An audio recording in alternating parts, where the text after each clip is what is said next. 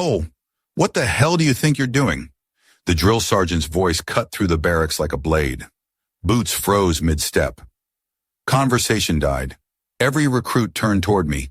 The new guy standing stiff with my cheap duffel bag hanging from one shoulder. I hadn't even set it down before laughter broke out.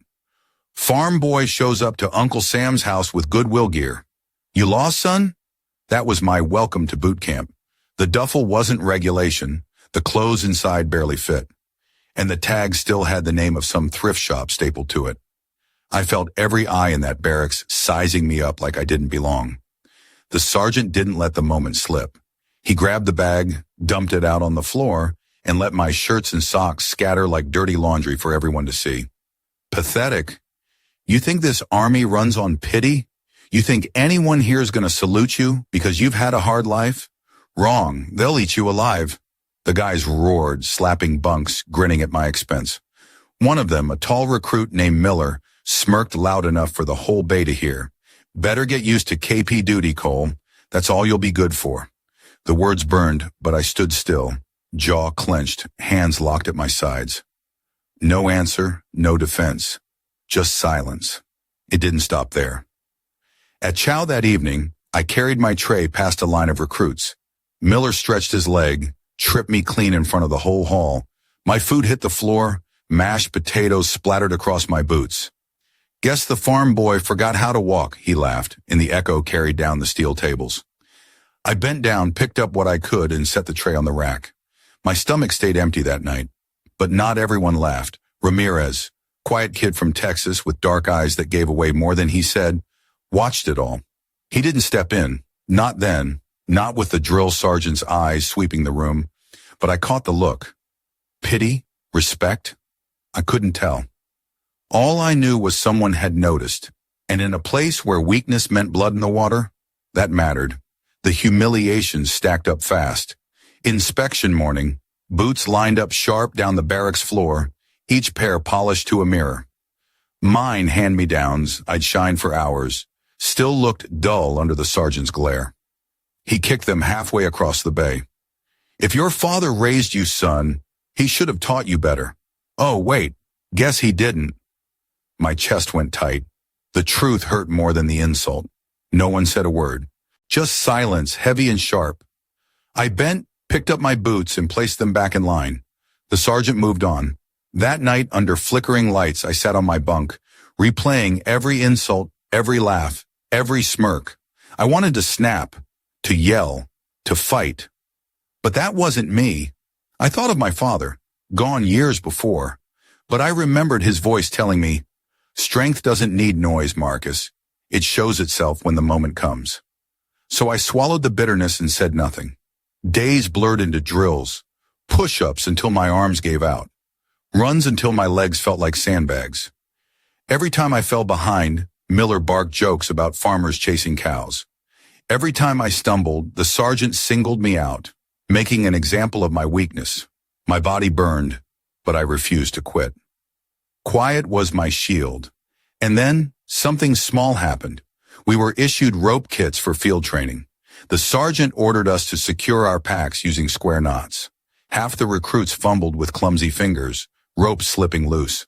Mine, tight, clean, precise, done in seconds. My hands remembered the work from long days mending fence lines back home. Miller sneered. Lucky guess. But Ramirez glanced over, gave the faintest nod. Someone saw. That night, as the lights went out, I lay in the dark with the sound of boots scuffing, whispers drifting through the barracks. I felt the sting of the day's humiliation, the weight of their doubt pressing down. But deep inside, a quiet fire was building. I wasn't here to impress them. I wasn't here for laughter or approval. I was here to endure, to survive. And what none of them knew, not Miller, not even the drill sergeant, was that endurance was something I had in spades. I thought that was the end of it, just another day of swallowing pride. But what I never expected was how soon that fire would be tested and how everything they thought they knew about me was about to be shattered. If this story resonates with you, don't forget to hit the like button and subscribe to the channel so you won't miss the next chapters of this journey. The rain came down in sheets that night, soaking everything, uniforms, packs, even the dirt beneath our boots. The drill sergeant's voice carried over the storm, sharp and cutting. "Cole, keep up. You think the enemy's going to wait for your sorry pace?" I kept running, lungs burning, legs on fire, but I didn't slow. Not once.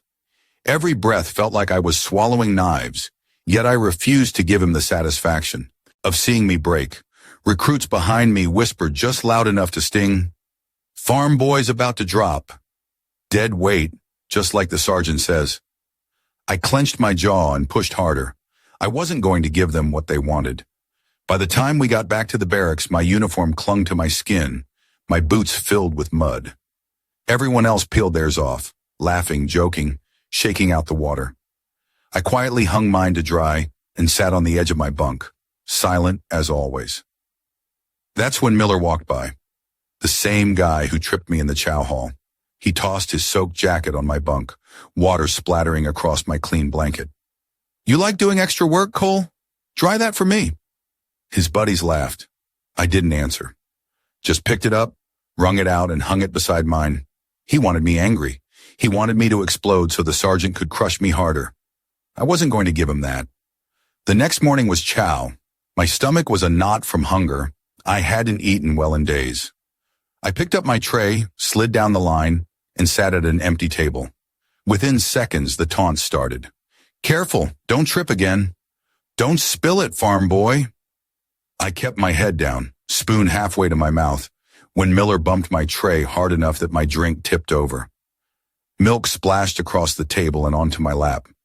"Damn, clumsy as ever." He grinned. Everyone laughed. I froze for a second, then set the tray down. I started cleaning it up with napkins, every eye on me. That silence hurt more than the laugh, because no one stood up, not even Ramirez. But then when the room quieted, I felt something slide in front of me. A second tray. Ramirez had stood in line again, brought me food without a word. He didn't look at me, just sat down across the table and started eating. It wasn't loud. It wasn't dramatic. But in that moment, it meant more than anything. One person, even silent, showing me I wasn't completely alone. Later that week, the sergeant singled me out during drills. Push-ups in the gravel until my arms shook and blood from my palms stained the ground. "Keep going, Cole. You'll stop when I say, not when you quit." I pushed through the pain, every muscle screaming.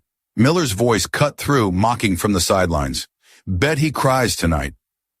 My arms buckled, but I caught myself before I hit the ground. I looked straight at the dirt, teeth gritted, and kept moving. One more rep, then another, and another. The sergeant leaned in close, his voice low, so only I heard, "You'll never make it, Cole. Some men aren't built for this." I met his eyes just for a second, didn't say a word. Then I did 5 more push-ups before he told me to stop. At night when the lights went out, I'd stay up practicing. Rifle disassembled and reassembled in the dark. Over and over until my hands knew it by memory. On the range, I was the worst shot in the unit. They called me blind, said I couldn't hit a barn back of my farm. I missed targets, rounds going wide, every mistake making the laughter louder. But after everyone left, I stayed. Breath steady, sight lined, squeeze, not jerk, the trigger. The first time I hit center mass alone in the dark, I almost smiled. Almost. I knew better than to show it. Ramirez caught me once. He didn't say much, just leaned against the door frame, watching. After I hit 3 in a row, he finally spoke. "You've done this before, haven't you?" I shook my head. "No." My voice came out hoarse. "But I know what it means to keep trying when everyone's betting on you to fail." He nodded once. That was it. No speeches. No big moment. Just a nod. But I carried that with me more than he knew. Still, the pressure didn't let up. Every day was another chance for the sergeant to prove I didn't belong. Every laugh from Miller, another reminder I was the odd one out. But with every humiliation, something inside me hardened. I stopped hearing the words as insults. I started hearing them as fuel. They wanted me gone. They wanted me broken. Fine. I'd stay. I'd endure. And one day I'd make sure they knew exactly who I was. The breaking point came faster than I thought. It was a forced march, full pack, scorching heat. Miles stretched out like punishment. Recruits staggered, some dropped back, others cursed under their breath. Miller, loud as ever, shouted, "Cole's gonna drop first, watch!" I kept moving, step after step, back screaming, shoulders burning. Sweat blinded me, but I didn't slow. Then Miller himself collapsed, pack sliding into the dirt. He gasped, legs giving out.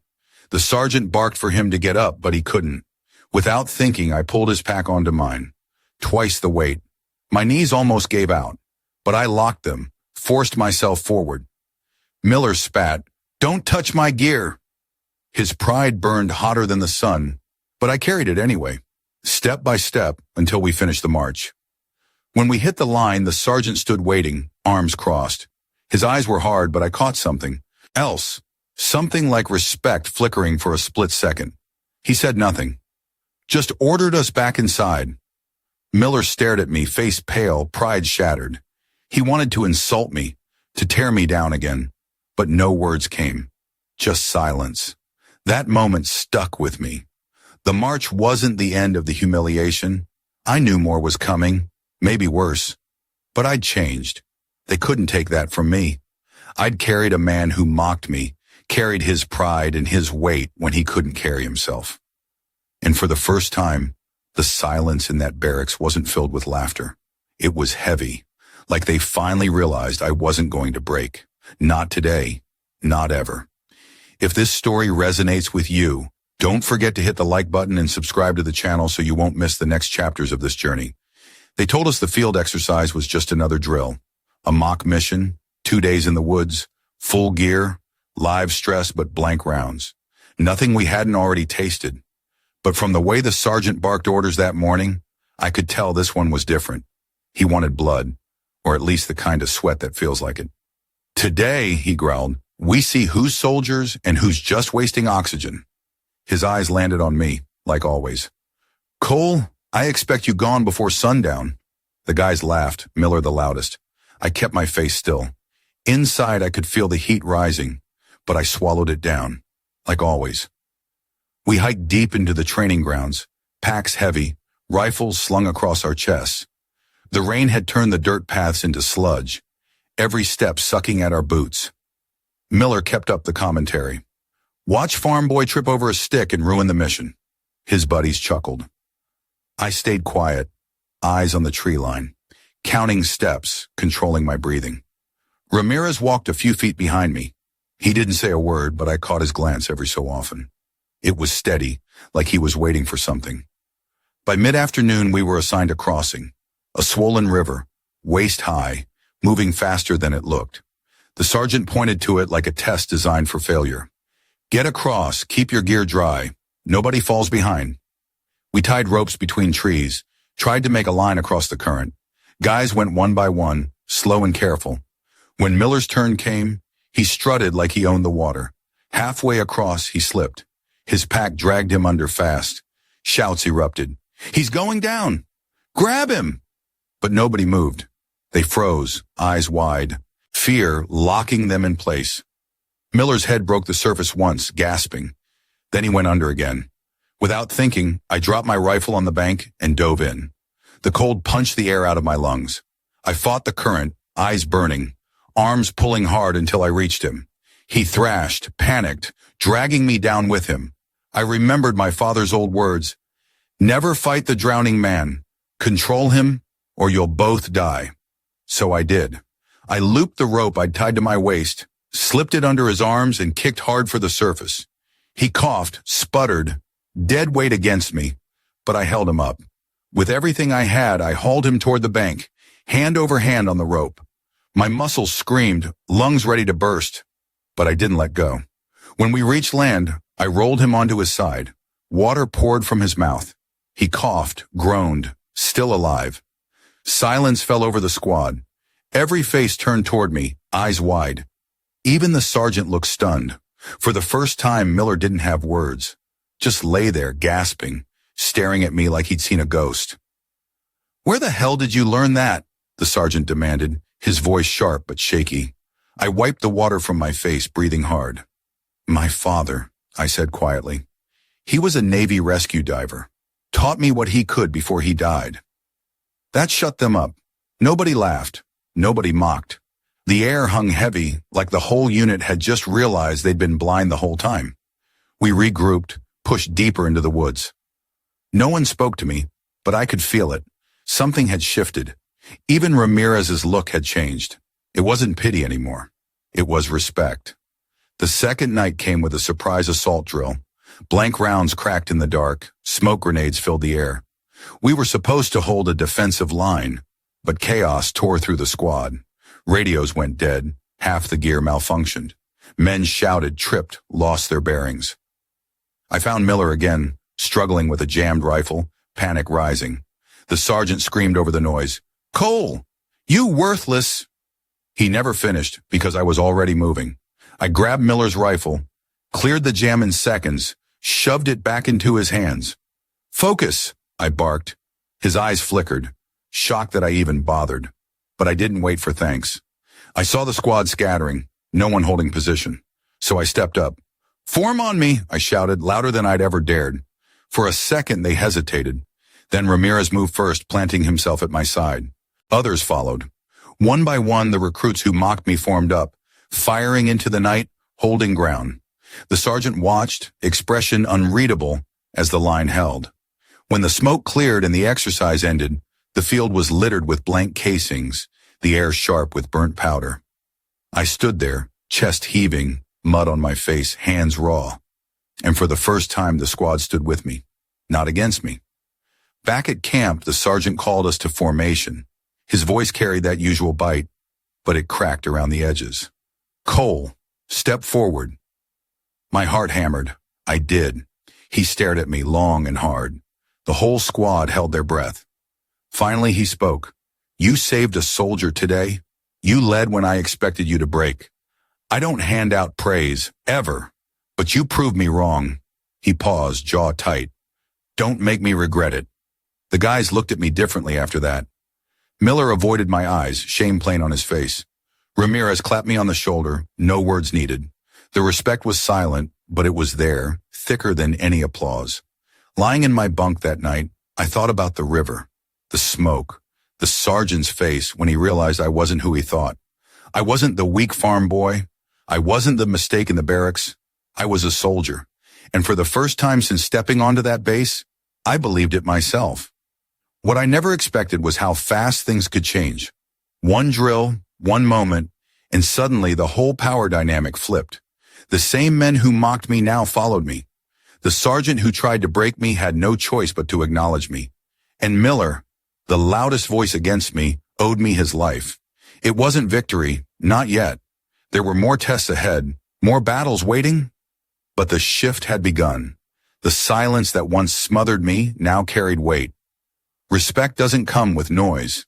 It comes with proof. And that night, for the first time, I felt like I'd earned it.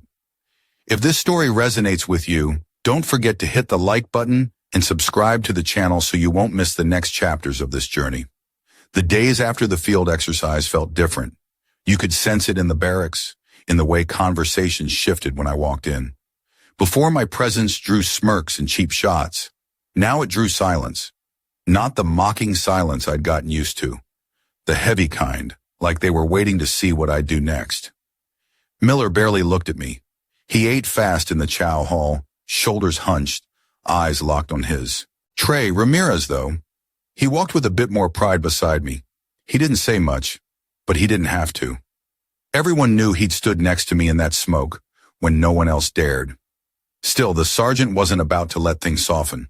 That morning, inspection hit harder than ever. He stormed through the barracks, tearing apart lockers, flipping blankets, barking at recruits for specks of dust. When he reached mine, he hesitated. My boots gleamed, my bed corners tight enough to slice paper. He didn't say a word, just glared, then moved on. That silence was louder than any insult he could have thrown. But later, in the yard, he made his move. "Cole, front and center." His voice cracked like a whip. I jogged up, stood tall, heart hammering. He circled me like a wolf. "This man," he barked to the unit, "thinks one lucky save makes him a leader. Thinks one loud order makes him in charge. Let's remind him where he stands." He dropped a sandbag at my feet. "Carry it. 10 laps. Don't drop it. If you do, Everyone pays. I hoisted it onto my shoulders, weight grinding into my bones. The run started. Each lap felt like dragging a mountain. The guys muttered, cursed under their breath. He drops it. We suffer. Miller's voice carried venom. Figures.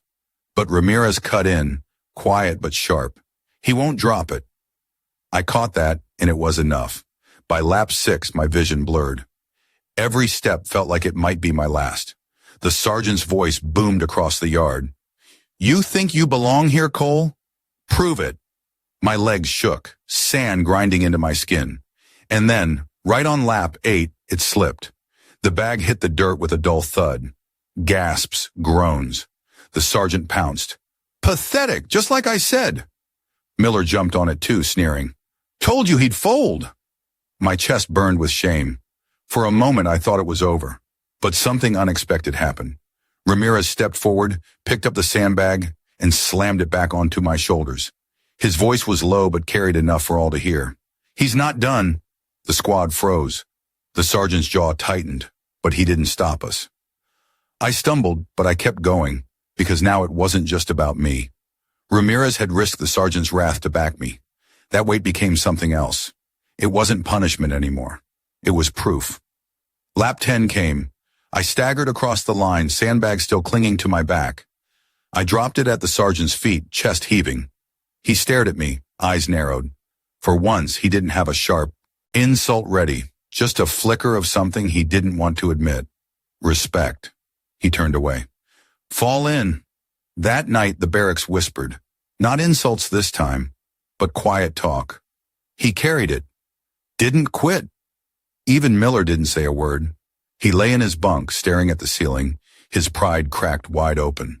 The next morning, the commander himself, Lieutenant Daniels, called us to assembly.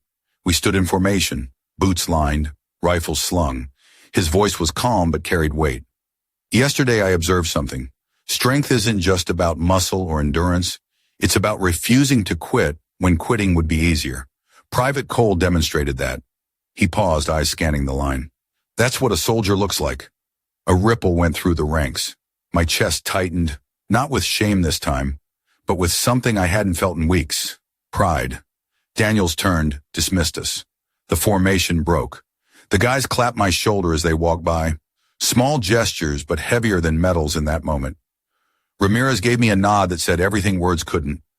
Later in the chow hall, Miller finally spoke. He approached my table, tray in hand, face pale. For once there was no sneer, no joke, just a stiff, awkward pause. You saved me in that river, he muttered. Didn't have to. His voice cracked. I was wrong about you. Then he walked away. The sergeant never apologized outright. He wasn't built for that.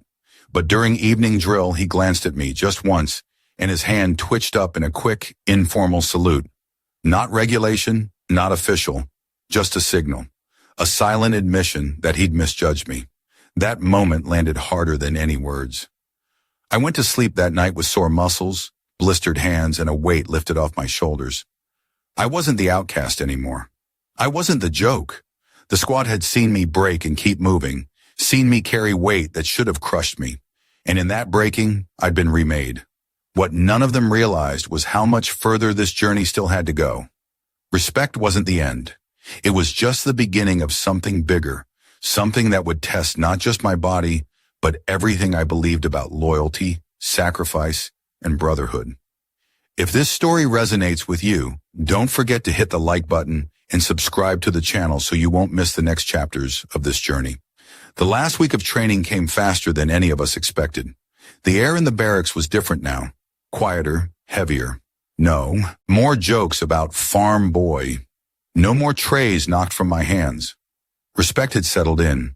The kind you don't need to speak out loud. But even with that shift, I couldn't shake the weight of everything that had happened. The laughter, the doubt, the nights I lay awake wondering if I'd make it. It all lived inside me, right there with the pride I finally felt.